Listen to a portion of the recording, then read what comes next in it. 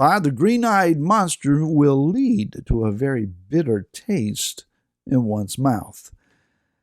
How this Barry Phillips intimidate Torah, day 3 of Naso, to elevate or to lift up. Let's go to Numbers, Bamidbar, chapter 5, and look at verse 11 and following. Yahweh spoke to Moshe, saying, Speak to the children of Israel and say to them, when any man's wife turns aside and has committed a trespass against him, and a man has intercourse with her and is hidden from the eyes of her husband, and it is concealed that she has defiled herself, and there was no witness against her, nor was she caught, and a spirit of jealousy comes upon him, and he becomes jealous of his wife who's defiled herself, or a spirit of jealousy comes upon him, and he becomes jealous of his wife, although she has not defiled herself. Then the man shall bring his wife to the priest, and he shall bring the offering for her, 1/10 of an ephah of flour, barley flour. He's not to pour oil on it, nor put frankincense on it, because it's a grain offering of jealousy, an offering for remembering, for bringing crookedness to remembrance. It says here, as you continue to read, that the priest will cause this woman to stand. Her hair is let down. A concoction of bitter waters are created. She is presented this bitter waters in a cup. If she drinks the waters and nothing happens, it proves that she was innocent all along and the husband's jealousy was unfounded. If she drinks it and she's guilty, death occurs. Or she can say, I'm not drinking that water. And the husband can presume that she is indeed guilty and give her a get, and she will get. So it's not a very encouraging situation here. But let's backtrack and set the scene for this. Imagine that there is this beautiful wife, and she feels unloved, and she's bored, and she's ignored, perhaps by her husband. Maybe she feels alone, and maybe she's thinking that my marriage is nothing like the fairy tale that I had imagined. This is not what I desire. Then imagine a busybody neighbor who is reporting to the husband their suspicions and their investigations and their notes on the wife. Then imagine a husband who is perhaps, let's say, insecure.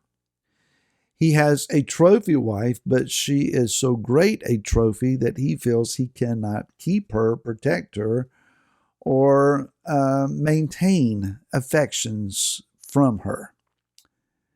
Add to the mix then another man with an inflated ego and a great desire for women. This Romeo then, he always wants what is not his. He is violating the commandment that says that we're not to covet another man's wife. Any and all these things combined in any measure would lead to a situation then that there's going to be a confrontation. And it's not going to be just a conflict here that is based on emotion or suspicions, but the scripture here is allowing us to understand there is a spiritual application that needs to be realized. The woman and this accused, suspicious state is referred to in the Hebrew text as the sotah, S-O-T-A-H, the sotah. This word in Hebrew, it means to turn aside, to go aside, to turn, and to decline. Spiritually speaking, this is what is referenced then in Rav Shaul, the Apostle Paul's writings to Timothy. In 2 Timothy chapter 3, he talks about those who have become lovers of self and boasters and lovers of money and proud, blasphemous, disobedient to parents, wrongdoers, unforgiving, unloving, slanderers, betrayers, and the list of negative traits here goes on. He says they have a form of reverence but deny its power. They speak the right words, but they deny the power of Yah, and they've turned aside. He said, from these, you also then, you turn away. Over in chapter 4, he talks about those who will not bear sound teaching. They will go after erroneous doctrine because, well, they like it. It's popular. It feels good. It's entertaining. It scratches my itch. So he says, these then, they have indeed turned their ears away from the truth and turned aside to myths. Again, we're talking about a spiritual sota, a part of that body, the bride of Messiah, who has become infatuated with something other than Messiah. Maybe the bride in this regard imagines herself the trophy wife, and she's not being idolized the way that she discerns that she must. So we go further then to the book of Yehuda, the book of Jude, and we read in verse 11, verse 14, how it talks about Hanoch, the seventh from Adam, prophesied about certain ones, and how that these were grumblers, complainers, walking according to their own lusts, speaking proud things from their mouths, admiring faces of others for the sake of gain. He says that they are mockers in the last time who will walk according to their own wicked lusts. These are the ones who cause division, not having the Spirit. These are those that have turned aside to their own way, to their own desires, to their own puffed up imaginations, to their feelings of self-importance.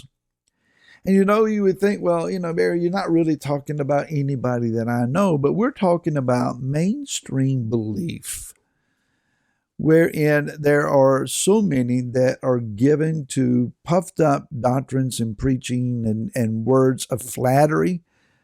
The goal in our many gatherings is not so much the righteousness of Messiah and walking in purity of truth according to the word, but what do we do to draw the crowd because they bring the money to help us to pay for our building? Sadly, that has become a lot of mainstream effort. Not everywhere and not in every situation. And even in the middle of all of that, there's some good that can be done, but we're missing the point, are we not? So we would wonder, where did we go wrong? What have we done to stir up the jealousy of Yah, the jealousy of Yeshua against his bride? This bride is described in Proverbs 7. I invite you to go and read that at some point today. Proverbs chapter 7. From this, let's imagine that maybe Messiah has become jealous at points of his bride. Not that he doesn't know whether or not she's actually defiled herself. He has great knowledge of that. But when we have celebrated at the tables of other gods, engaging in their feast days, perhaps we didn't understand that we were arousing the jealousy of our bridegroom and our husband.